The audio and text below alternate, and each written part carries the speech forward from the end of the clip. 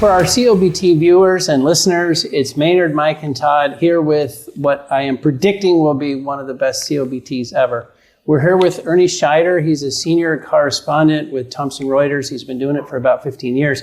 We got to know him when he was writing a lot about energy policy, energy issues. He's recently written a book, The War Below, Lithium, Copper, and the Global Battle to Power Our Lives. This is a phenomenal book. All three of us just finished reading it. It just came out end of January, Ernie. We're delighted to have you. We can't wait to talk about this book. Hey, it's great to be with you guys. Well, it's going to be fun. Mike, congrats on finishing the book. Feels like college, right? Like we had a class coming, we had to get the book read. Yeah, waited to the last minute, right? I still do it today just like I did it in college. Exactly. But it's very fresh. Is this the book report? It is. Here we go. Exactly. You can quiz us if you want. I think I'll pass. We'll do that. But Mike, what would you tell us before we jump in with Ernie? Yeah, just kind of give you a wrap on what's going on in the markets right now. Obviously, I'm back from Panama, so I'm grateful to be here. But a couple things. First of all, you've seen from the bond standpoint, 10-year bonds up about 20, 25 basis points over the last week or two because economic stats have just gotten better. And so that's really pulling the question in, when's the Fed going to basically start cutting? Most people expect March. It seems like that's being pushed out. Second thing maybe we want to talk about is the equity market. I sound like a broken record.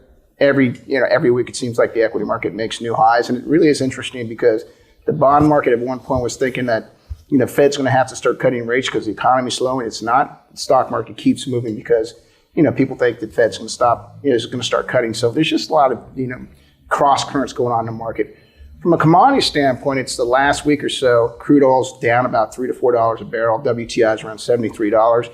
And that's mostly because there are a lot of cross currents going on there. And really, TI has been stuck in a range of sort of $70 to $75, $77. And it's because you got Mideast chaos, and then you have people talking about truces there. So nobody really understands what's going on there. Number two, you have refiners are going down for maintenance over the next 4, 5, 6 weeks. And so that's going to take a lot of demand off the market.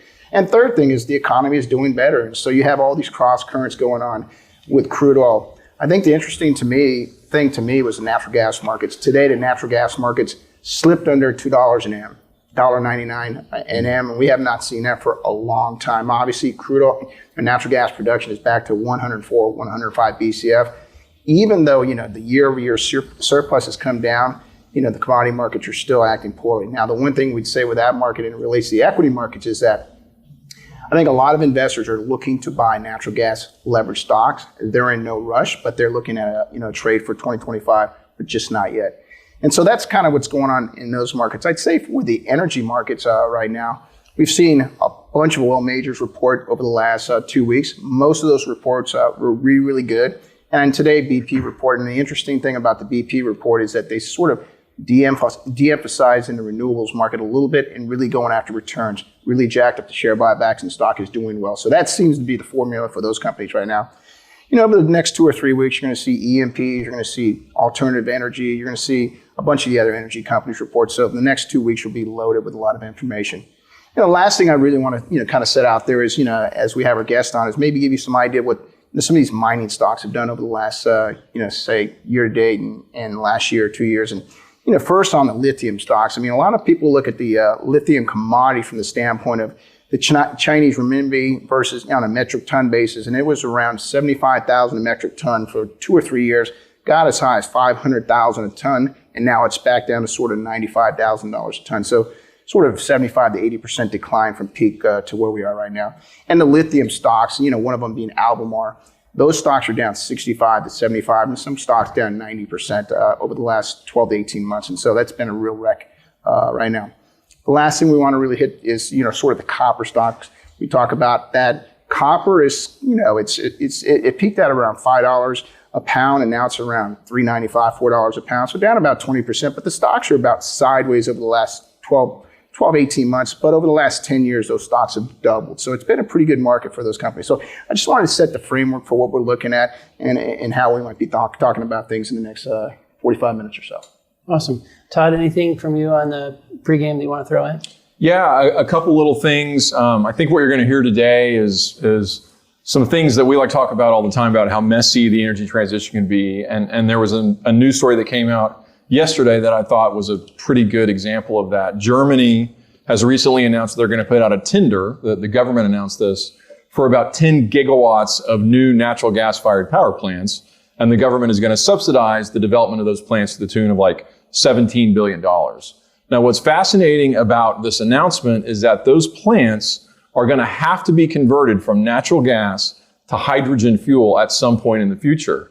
But the government didn't say exactly when they have to be converted, and they also didn't say when they're going to tell the developers when they have to be converted by. All they said was by 2032, we'll tell you when they have to be converted to hydrogen, and that's going to be somewhere between 2035 and 2040. So it's a really interesting and convoluted way to try to build new power plants. The other thing going on there is they also announced that they're going to implement a new market design. They're going to add a capacity market feature to their power market, which will be really fascinating for Germany because they've developed wind so much, and how you're going to count wind as a resource in a capacity market, remains to be seen there. The timing is particularly interesting for two reasons. Number one, because Germany just retired their most recent nuclear plants last year. So clearly they're in need of new baseload generation. I think we've talked about that a lot. Secondly, the U.S., as everyone knows, just announced a pause on new LNG export approvals. These power plants would burn about a BCF a day, assuming, a relatively conservative capacity factor and heat rate. It'll be interesting to see where Germany thinks they're going to source that BCF a day of natural gas from when these plants do in fact turn on. So kind of a messy story to go along with how, people are muddling through this. The other thing I wanted to note real quick is, just for my own knowledge, before we did the interview and as we read the book, I was just curious, okay, well, we talk about these minerals and these critical minerals, how much is demand going up? So we pulled some stats. Lithium between now and 2030 is supposed to go up about 4x in total demand. Other numbers, cobalt about 60%, copper about 30%, silver about 40%, and rare earths in aggregate about 80%. Needless to say, these are daunting numbers, especially for some of these commodities like copper and silver that have literally been around thousands of years, and have never seen that kind of productive capacity growth in so short amount of time. So just wanted to set the stage a little bit for the kind of things we're talking about with Ernie, and turn it back to you, Maynard. Yeah, the German story, that's really something. It's kind of hard to imagine not too long ago, right? Yeah. This does seem to be the trick. You just say something can run on hydrogen eventually, and that's a good way to get something done right now. Not to be cynical, but... Well, Ernie, welcome. Great to be with you. So I haven't seen you in a while. I think the last time we saw you was back when your shale career, so to speak, when you were writing about energy policy from a shale perspective. The book is great. I know all of us have been talking about how much we appreciated it. We like how it's written. You'll talk about it much better than we can, but you take us on a tour of some of the world's mines. New ones, trying to permit them, old ones, some of the issues, other countries.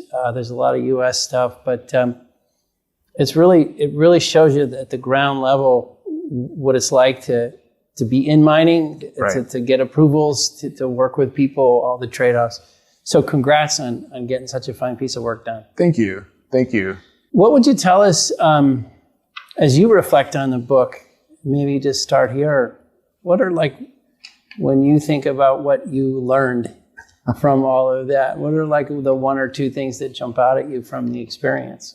Sure. I would say the biggest thing that I learned here writing this book is on a more maybe procedural level. You get to ask your audience one question in the book, and that's one thing I learned in this whole experience. And the one question that I'm really bringing to the audience is this idea of choice. What are the choices that we're willing to make if we want an energy transition? If we think climate change is serious, and I think most of us think it is, then what are the choices we're willing to make to get the critical minerals needed to power cell phones, electric vehicles, wind turbines, solar panels, and so many other devices? On top of that, what about all the gadgets that are increasingly going electric in our everyday lives? That's all powered by critical minerals, and we're not having those discussions right now.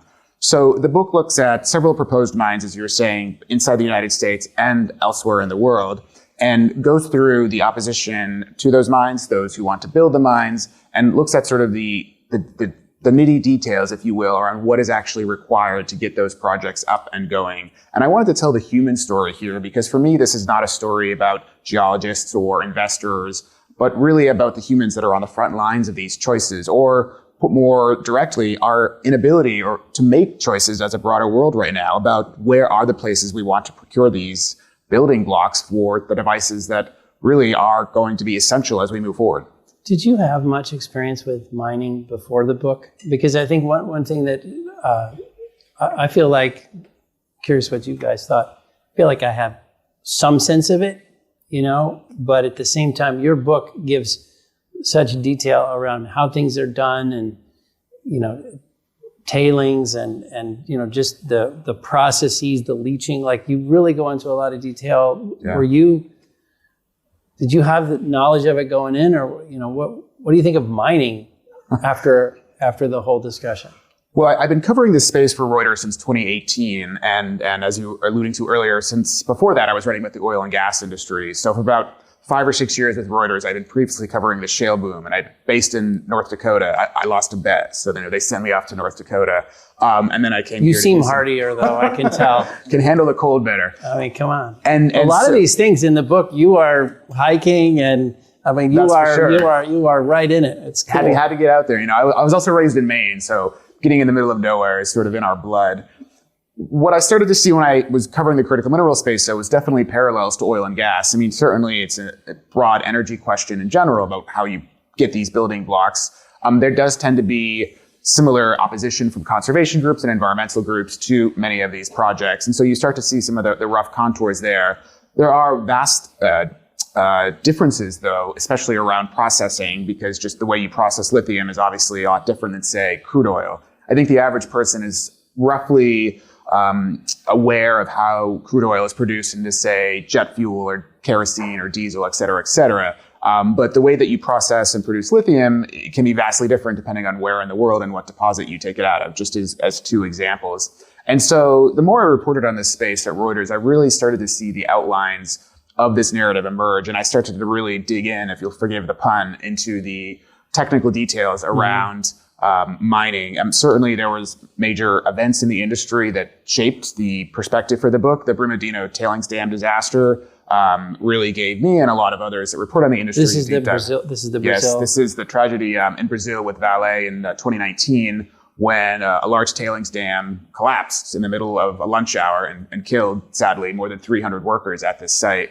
Vale, one of the world's largest iron ore miners, so not a small mom-and-pop operation, and knew for years that this tailings dam had structural issues. And so it really brought up deep-seated questions about the quality of the engineering in many of these mines across the world. And so I think that one example, compounded with others around it, and then you look at the sheer need for all of these critical minerals as the transition happens, brought up more knowledge for me and others. That Vale, that example in Brazil, do you think of that as almost like I don't want to be ridiculous, but kind of like to mining what like a 3 Mile Island was to nuclear? Like if you have one of those events, and then I'm thinking some of those examples, like your North Carolina example, where it's this rolling hills, it's beautiful, and then someone is contemplating like, hey, what if we had one of those tailing pond dam bursts? Like, how much damage has that particular incident done to people's willingness to embrace mining?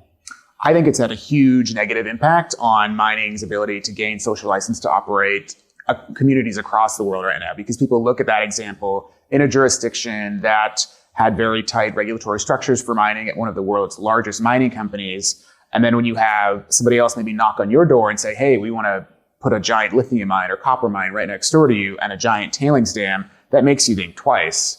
One of the stories I talk about in the book was how a tailings dam collapsed a few years ago in South Africa and took a woman for 6 miles. 6 miles, it dragged her. Like, she didn't know where she was when she woke up. That's just horrendous when you think about it. And so that just, for me, lays bare the physical impact that mining certainly has on the environment. These are things we have to be thinking through. It's as you go on a tour, and really the format of the book is you not only tell us about these places, but almost always you go. Yes. And you talk to the people, which is really fascinating.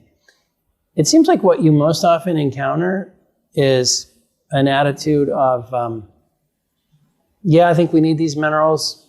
Yeah, I think this would help. ultimately overall the environment, particularly the climate. I just don't want you to do it here. Yeah. But that's another way of saying you didn't encounter, it didn't seem like you encountered a lot of people saying, wait a minute, why is this really the way to save the climate? There was one guy who made a reference, but you didn't really encounter skepticism around how we tend to view the energy transition. You just encountered skepticism that it should be mined in this person's backyard.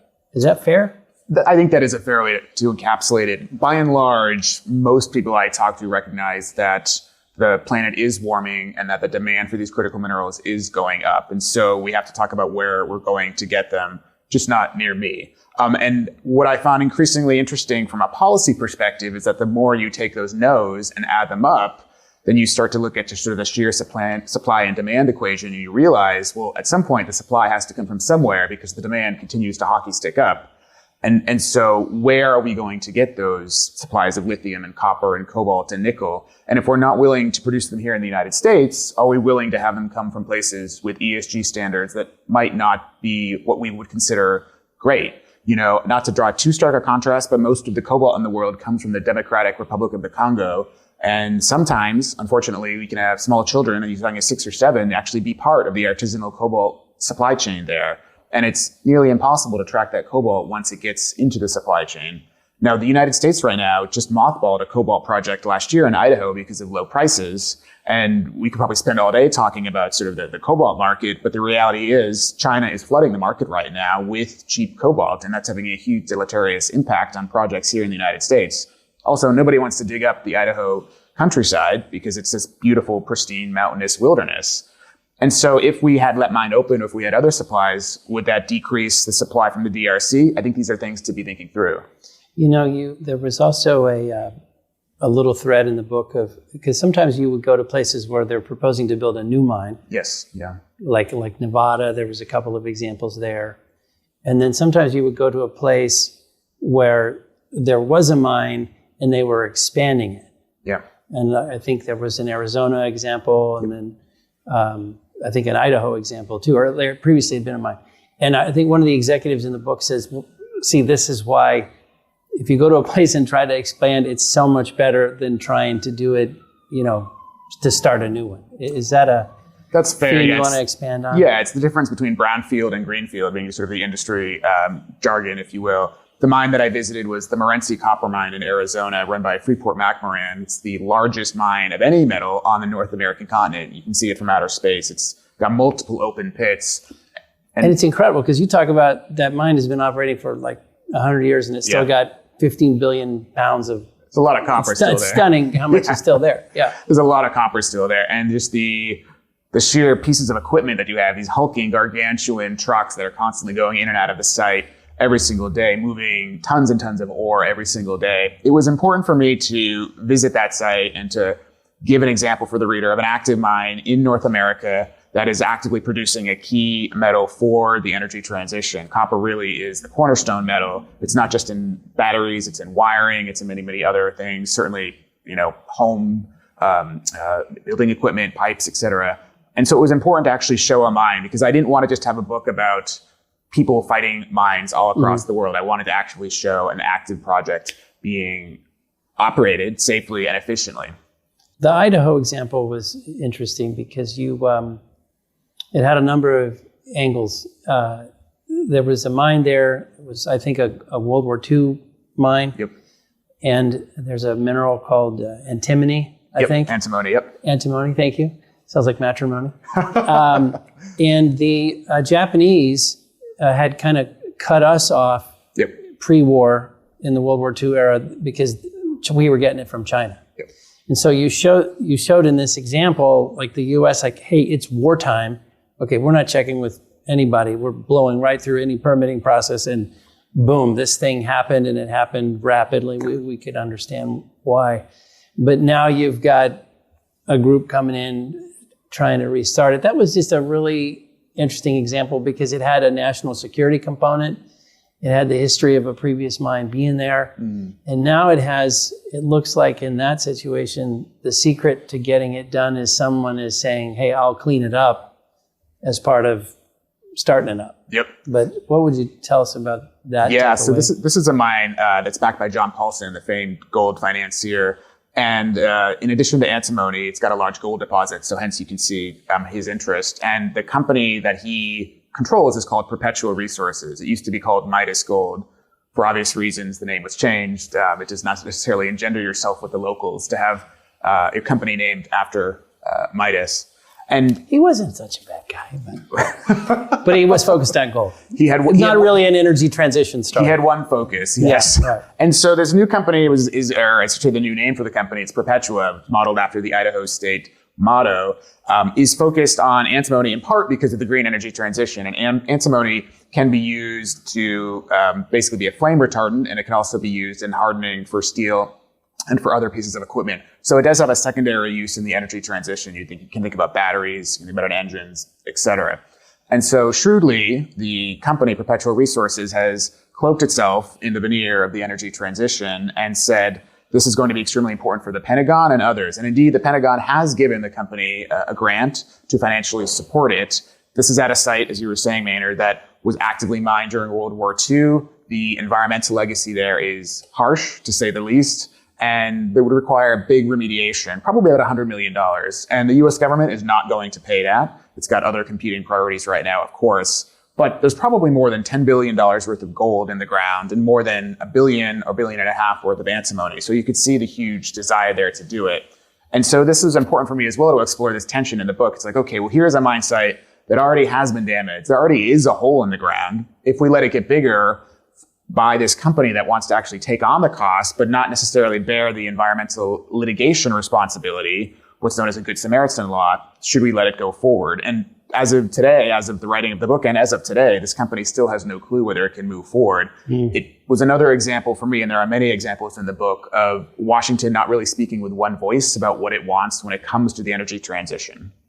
I think that's a great leadway. I understand the whole not in my backyard. And your book really exposes how it really, really is a big issue that a lot of people underappreciate. But one of the things I also, thought about too is that the administration also seems to be, not on the same page. Different departments are doing something different. So I think a lot of these projects need certainty, not only for the next administration, but the next 10, 15, 20 years. And that just doesn't seem to be there. So maybe kind of you talk to a little bit about what you're seeing there, at least from the not from the Biden administration, but just the last 2 or 3 administrations seem to be all over the map, and that seems to me is one of the reasons why we're just not going to really get anywhere because we're not on the same page. It's not a priority. Maynard mentioned earlier about World War II. It's like when we need to get something done, boom, get the permits, get it done, and things up and running in a year. Right. That's not the case. Maybe talk through some of that. Sure. I mean, the project we were just talking about, the Perpetual Resources project, I mentioned the Pentagon financially supported it. So that's Pentagon money that's gone to this company, but the company still doesn't know if it has permits. That's just one example. Is that government money that is wasted if the permit doesn't come? I mean, we'll find out. Maybe we'll talk again in 12 months and get an update on many of these projects. But I saw time and time again sort of an example when I was reporting and writing out the book of one hand in the federal government not knowing what the other hand was doing. A great example is the Twin Metals project in northern Minnesota, which is an underground copper and nickel and cobalt deposit that is being developed, as the name suggests, by the Twin Metals company, which is controlled by Chile's Antofagasta. The concern there, though, is if the ore were taken out of the ground, or the rock that were taken out of the ground that contains these metals, it could potentially turn into acid if it is exposed to water. And northern Minnesota, if you look at a map, of course, right next to the Great Lakes. And the Great Lakes, of course, form sort of the heart of the North American waterway infrastructure. Now, I should say that the company has been very, very vocal about safety measures that were put in place to not have that happen. But the conservationists have been saying, well, this is a big concern. How would you clean it up if it did happen? And so what you've seen over the past 3 U.S. administrations is a bit of shall we say, a back and forth as to whether or not the project can move forward. It was put on ice by the Obama administration. It was moved forward by the Trump administration. And now it's been put on ice by the Biden administration. And so sort of that lack of clarity from the federal government in Washington as to what exactly are the rules by which this project will be judged fairly and dispassionately are seemingly not there. And it has led the company itself to make some pretty harsh statements. One of the main lawyers for the company testified in Congress and I chronicle this in the book, she said that the U.S. is no longer a stable mining jurisdiction. And those words were chosen deliberately, and she used them pointedly to tell the U.S. Senate that she didn't think the U.S. was any better than other countries that the U.S. decries all the time as not having clear rules. Ironically, the same day that she gave that testimony, Biden invoked the Defense Production Act to boost the production of critical minerals in the United States, which was, the timing was just too much. I had to put it in the book. Can we, just while we're on this one, it shows you, so this one, as you read the book, you're presenting the potential of this mine in upstate Minnesota, surrounded by lakes. Yeah. And so as the reader, you're listening to this going, oh, God, the potential for something like this feels like you're putting a mine in Yosemite. It feels that way. Whereas when you're in, that's not, we don't have a huge history with it. But then you'll get into these situations like Nevada, and you're talking about a small wildflower in a desert. Right. And it just feels, and maybe this is the good news, is maybe we are being more sophisticated about these things, and sometimes we say yes and sometimes we say no. But sometimes they're not all the same equation. Right. And so you could see how you would view different projects, very differently. Well, I tell you, when you contrast the Twin Meadows situation in Minnesota, obviously it's a lot of water, as you were saying, huge watershed there, concerns that there could be potentially pollution in a hypothetical scenario down the road. And so a lot of people in Minnesota, when I was reporting out the book, would say, okay, well, this mine shouldn't be here. It should be in Arizona, where there's not a lot of water. And then I do chronicle several projects in Arizona, some proposed, that are facing strong opposition. And what do mines need? They need a lot of water. And so everyone was saying, why would you want to mine here? There's not a lot of water in Arizona. We can barely use water for agriculture and human consumption. You should put it in a place like Minnesota, which has a lot of water. And I found those juxtapositions very, very funny, and perhaps not the right way to word it, but, sort of ironic on some level. And it just shows that the idea of not in my backyard is sort of really ingrained and entrenched in how we view our particular environments. Well, it's like the philosophy is really please in someone else's backyard. Yes. Yes. Like I'm with you. Let's just don't do it here. I still want to be able to show up to a store and get my cell phone or get my X number of electronics and still have power and still have lights, but I don't want to make the tough choices to get those. Well, I was going to bring up a different anecdote, but Sure. It's similar lines. You talk about Molycorp in the book, Yes. and going through bankruptcy and then coming out of bankruptcy. And one of the interesting things there, for the folks that haven't read it, and you can talk about it more, it's this rare earths extraction, one of the only mines in the United States that was shut down, went bankrupt, big environmental problems that need to be remediated, goes through bankruptcy. The buyer of the mine, if I understood it correctly, is a hedge fund partnered with a Chinese Yes. rare earths processing company. And part of the sales pitch is, we're bringing rare earths back to America. We're going to produce it. This is going to be great. But then they sign an exclusive contract to basically sell all the rare earths to the Chinese Correct. for processing. Yes. So you have a lot of things going on there. But talk for a minute about the challenge between, you've got this extraction, which is kind of what we've been talking about right now.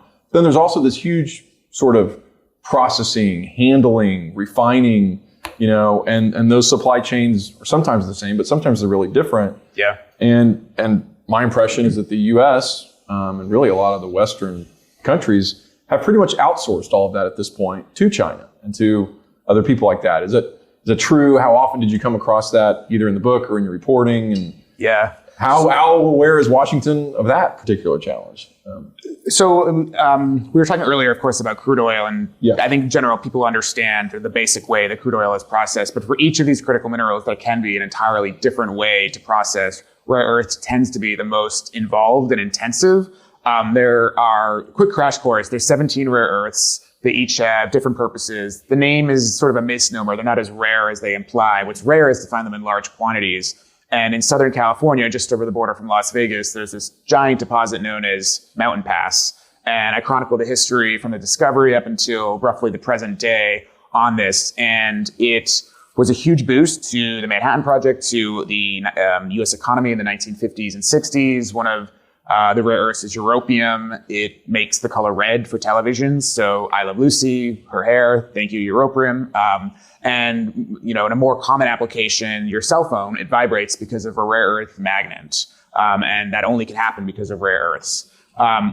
But in order to process rare earths can be a nasty, nasty process that in some cases can make radioactive waste. And so this site in California has had a huge history over the course of its life of in some cases dumping radioactive waste into the desert. Obviously that did not engender any goodwill with regulators, as you would imagine. The site's previous owner, Molycorp, did go bankrupt, and it was bought in bankruptcy court by this consortium of a Chinese hedge fund, a Chicago hedge fund, and working with a minority partner from China. So that's sort of like the quick background there. But the company did make, as you say, this agreement to sell rare earth concentrates to China because a lot of the processing equipment just was very complicated to flip the switch on right away. And sort of therein lies the tension point. It's like you can take it out of the ground, but then you still have to process these critical minerals into usable forms that go into batteries and go into other electronics. And China has spent 20, 30, 40 years really cornering the market, not just for rare earth processing, but for lithium processing and many other critical minerals as well. And so you need to be able to master that. And if it's difficult to put a mine, you can imagine how hard it is to get a smelter approved. There's not that many copper smelters, for instance, in the United States for this very, very reason. And so I explore that tension as well from the human side of it, though, because I didn't want to sort of overwhelm the reader with a lot of technical reports, but I wanted to show the complexity of it. And so part of that chapter that looks at the Mountain Pass mine explores the fight actually in the bankruptcy court. And I thought that was important to show because it shows just how vital people thought this one asset was, given how important rare earths are to the global economy. And I would argue, and I do argue in the book, the reason that China is the world's second largest economy is because of its prowess in the rare earth space. That consortium won by like $50,000. It was some trifling tiny amount of money, yes. And it went through CFIUS somehow. And it was just.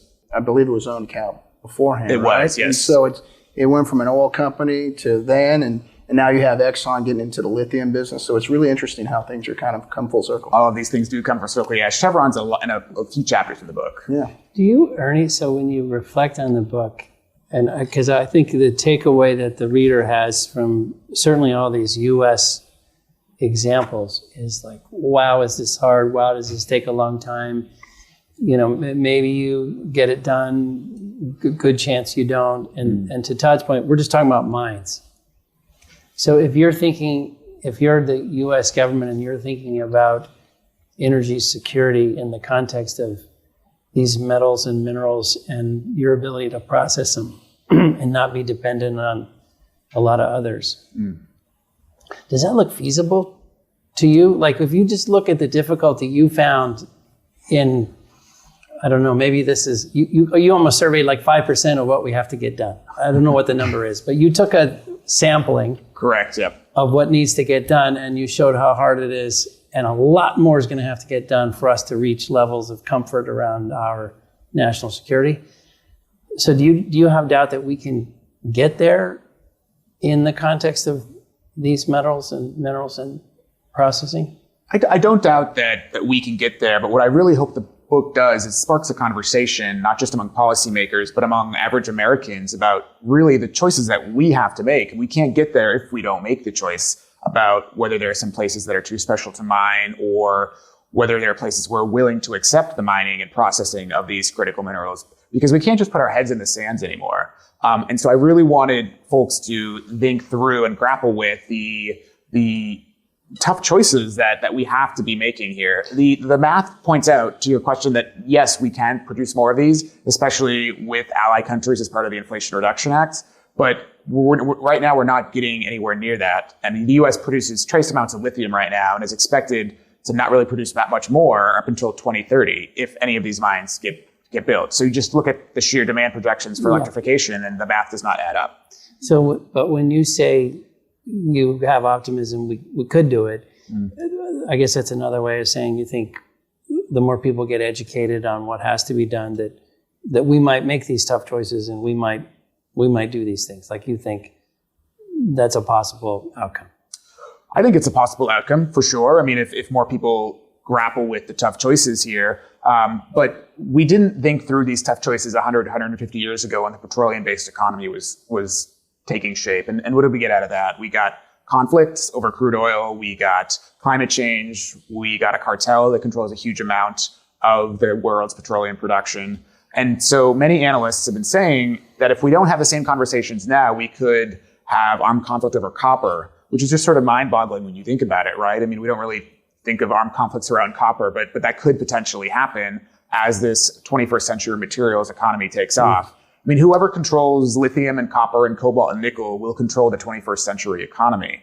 And if the United States doesn't want to have those discussions internally about where it wants to produce them, that it has to be comfortable with places with lower ESG standards, selling them to the United States and using that control as an economic weapon. Well, it's like you either fix all this or you quadruple your Pentagon budget. I don't mean to be glib, but I mean, the risk is on the board right now. Everybody can see the risk. Right. The question is, what are we going to do about it? Right. And to the question about rare earths, I mean, rare earths are used not just in consumer goods, but in fighter jets, in laser-guided missiles, in night vision goggles, and many, many other devices that the Pentagon relies on. And in 2010, China blocked the export to Tokyo over a diplomatic spat, and that did not go unnoticed in Washington. And so here we are 14 years later, and still the U.S. has not developed independence in this key area. So one example you have in the book is really interesting is you talk about Bolivia, and then you educate all of us on just the amount of lithium in Bolivia, Argentina, Chile, like just that part of the world. And in your discussion and sort of education around Bolivia, you harken back to the Spanish and the role that Bolivia played. There is an element of this of if you kind of close your eyes and forget the dates, you paint this picture, and the Bolivian example I felt like was a really good one, where developed countries are running all over the world doing deals with developing countries to lock up resource. Yes. It feels like a 19th century, kind of running around, and are you going to affiliate with Germany, France, or or UK?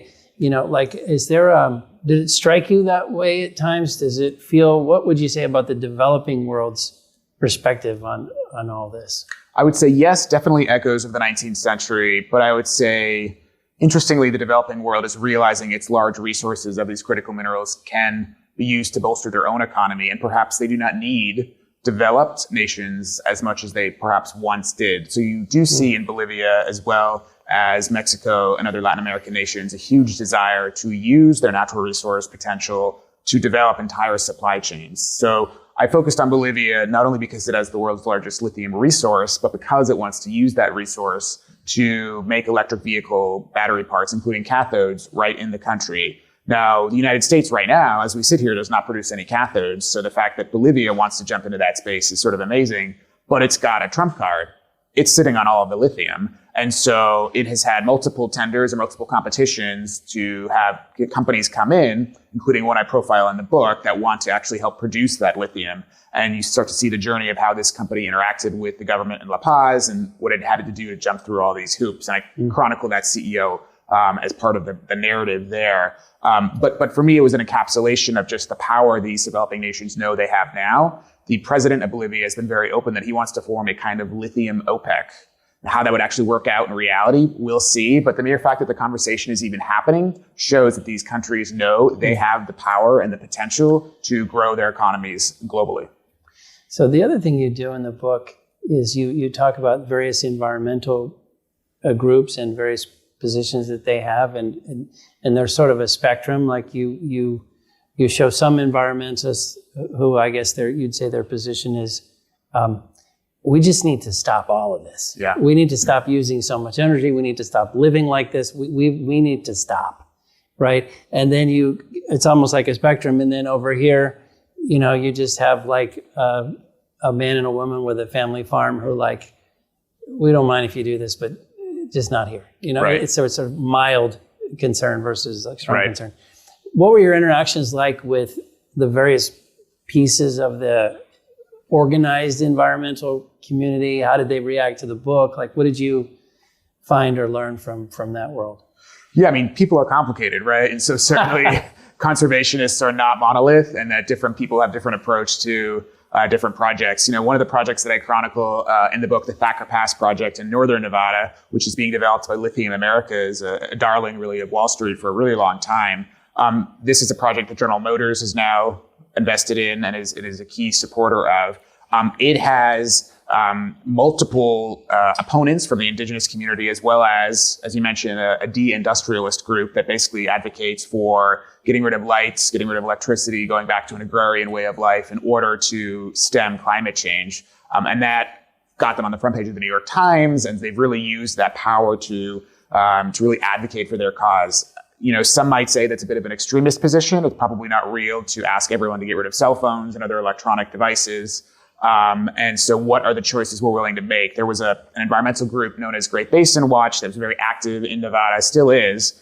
And its founder actually broke with his own group. He left his own group because he said, this lithium mine should be built in Nevada. We do need it here because it can be produced, the lithium can be produced safely and it can be produced ethically, and we're not relying on a different part of the world. And so he quit the group that he founded because he was an environmentalist saying, we actually need this lithium mine. And so, I really tried to show the human tension around this, and just by not painting caricatures of either people for or against these projects. And that was really key for me in the writing. I think you did a great job with that, because the other thing that's clear is you're sort of remarkably neutral as you go through all these people and projects. Yeah. So you maintain a certain neutrality, and then everybody talked to you. So you were talking to Native Americans who had concerns about sacred ground. You talk to CEOs, you talk to investors, you talk to young execs. You did a great job of talking to really everybody involved. It was important for me to be holistic here, and also to sort of have my own viewpoints fade into the background, and really reminded me a lot of when I covered the oil industry. I would get questions all the time, fracking good or bad? And I actually have never answered that question for anyone to this day. And I still refuse to... If you want to answer it right here, we'll let you. This could be a big moment. When you have me back, we'll talk about that. Okay, you tease. And it was really important for me here as well to say that I don't really have a perspective that I'm sharing in the book on the mine. I really wanted the book to be a mirror for folks to say, these are the realities as the world is right now. It's not so black and white where you either are for or against this mine. There's a lot of complexities. And are there some places that we think there should be mining? Are there ways to mine that can still respect indigenous groups or can still honor sacred spaces that some value and still get the critical minerals? I really wanted that to come to the front here, and I'm glad that you and others are seeing that in the writing. Yeah, maybe an unfair question, but maybe your thoughts on this. I don't know, you've been following this Chevron deference case in front of the Supreme Court, and potentially taking the power away from these alphabet agencies and giving it back to sort of judges, Supreme Court, stuff like that. How do you think that might help or hurt the situation of getting stuff done? Because now you have law, you don't have EPA or anybody just jumping into this. You really have a lot more certainty. Is that an issue you've thought about? Is that going to be helpful going forward? We could be here all night if we want to talk about the Chevron case. What I would say is, and I do chronicle in the book, sort of this giant alphabet soup of federal agencies here in the United States that I think are very well intentioned and earnest in there. Together, yeah. But you're right, they don't work together. And I chronicle many instances where projects were stymied because one arm didn't know what the other was doing. Sort of a great example of sort of the overplay between, or the interplay between some of these groups and the courts might be with the proposed resolution copper mine in Arizona, which was approved by President Trump right before he left office, a few days after January 6th. By there's a lot of agencies here. So it's the Department of the Interior, and then President Biden unapproved it, basically put the genie back in the bottle, which he did. But then there was a similar lawsuit that's going on, and to this day, the lawsuit has not actually, there's been no ruling issued. It has wound its way up to the Ninth Circuit's en banc, and this full circuit have been, I think it was more than a year ago that they had oral arguments on it. And so one of the judges, she famously said, and I think I include this in the book, she goes, boy, I really wish somebody in Washington would make heads or tails of this. Because the court is sort of loath to make a decision here that might step on what Congress has intended. But Congress had made its intentions clear and delegated the power to some of these agencies. Meanwhile, you've got the executive branch that has sort of taken I would say sort of a fence-sitting move, arguably here. And so it sort of puts this all in the muddled middle, if you will. What I don't think a lot of folks know, and I hope they will maybe dig into a little more in the book, is the law that governs mining in the United States has been around since 1872. Right. It's been changed a little bit, but in essence, it's still there in 1872. And we didn't have electric cars in 1872. We didn't have cell phones in 1872. We didn't have the sheer demand for critical minerals. And it's a huge boon for the mining industry. And conservationists would argue that perhaps it should be updated. I mean, there's a reason why mining critical minerals for the electric vehicle industry is vastly more profitable than producing electric vehicles itself. When you mine on federal land in the West, you don't pay royalties. Yeah. That's unheard of in the world. Yeah. I know I'm curious that the oil and gas audience, I think, will be struck by that. I don't know if they realize that, but that's a big thing. They pay royalties. They pay royalties. Freeport just mentioned that in their Q4 call is, we're going to throw some money into the U.S. because there's no royalties there. Internationally, royalties, so the bar is a lot more higher for projects. So correct. For sure. Yeah, and most of Freeport's U.S. mines, in fact, nearly all of them, zero royalties there. So huge appeal. Yeah. Not to be too divergent, but a problem that Freeport is having in the United States right now is staffing. They can't hire enough people because nobody wants to work at a mine. So that's a whole other issue here too that you just layer onto this energy transition, is that people don't necessarily want to go work in a big giant mine, often in the middle of nowhere. Maybe drag your family there or leave your family for weeks at a time. So labor is a huge issue right now. That's right. One last one for me, and it re-entered my mind when you drew the parallel between sort of mining and energy transition today versus, oil 150 years ago or whenever it might have been. I don't want to be too altruistic, right? But we find this energy source, great energy density. We can move it around. We can find it. It enables a huge amount of productivity gain for the globe, right? Of course. Do we talk much when we talk about sort of this energy transition? We're going to incur a lot of cost, but how do we balance all that cost with some economic benefit? There's clearly an environmental benefit, but is there a conversation that you perceive when you get into these discussions with people about, okay, here's why this is good and is going to, enable this, that, or the other, and we couldn't have predicted what oil would do in 1890 or something. Right. But it is interesting to think of how much progress has been enabled by that. And I just kind of wonder, do we ever think about the cost benefit, of making some, we clearly think about it in terms of, is the mine going to be profitable? Is it going to displace people? But it's like the overall cost of the transition. And here we're focused on one kind of aspect of it. But in general, it doesn't seem like we talk about that all that much. Do you find that conversation coming up a lot? I think when you think about just contrasting the crude oil economy with the materials-based economy, and one thing that's a huge positive for me at least is the ability to recycle a lot of these metals. And so that's why it was important for me to look at two key recycling companies in the book, Redwood Materials from J.B. Straubel and Li-Cycle from A.J. Kachar. And Tim Johnston, and really going through the history of those companies, but also pointing out for the reader that when crude oil is used for combustion, it's gone. But you can reuse copper and lithium and cobalt. There's a lot of technical challenges that have to be overcome, and certainly transporting lithium-ion batteries over long distances can, in some cases, cause giant explosions. And I chronicle one actually here in Houston in the book. But the appeal there is that you could get to the point of a circular economy, and so you would, at some point in the future, who knows when, some say 2050, some say 2075, you could get to a point where you're just constantly taking old cell phones, old EV batteries, and reusing them by tearing them apart and taking out the metals and then making new batteries with them. I mean, we all have drawers at home filled with old cell phones. I mean, I know I do. I'm sure you guys do as well. And so just magnify that across the entire country and the world.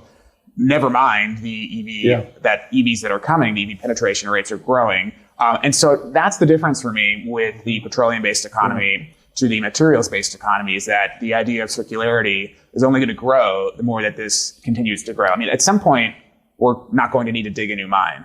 I think we're decades from that, maybe even longer, but I think we're going to get there. So this is a really interesting concept, because the book does, the part on recycling is fascinating, and how basically we almost all lead acid batteries now are recycled. I think you point out, and then you point out the potential of recycling. But the last comment you made was really interesting because there was some, like for instance, I think it's Apple in the book says at one point they had made a pledge. At some point, we're not going to take anything out of the earth. Correct. That's Apple's stated goal today. Yes. Yeah. And then you said, not yet, but after a number of decades, we won't need a new mine. But that's after a number of decades, right? Right. Like we're going to use so much of this stuff. Yeah. So it does make you, like you were saying, it does make you want to pause and ask, we need I think this is our mantra around here. We need a sophisticated policy here because the answer is not to convert the entire world to electric or the entire world, like we got to find a balance. And I think it comes up in the book that there's a lot of politics obviously around all this. And you were on the 2020 campaign and you saw how Biden would answer questions or not answer questions about mines and, this kind of stuff. But we just saw the LNG permitting thing, right?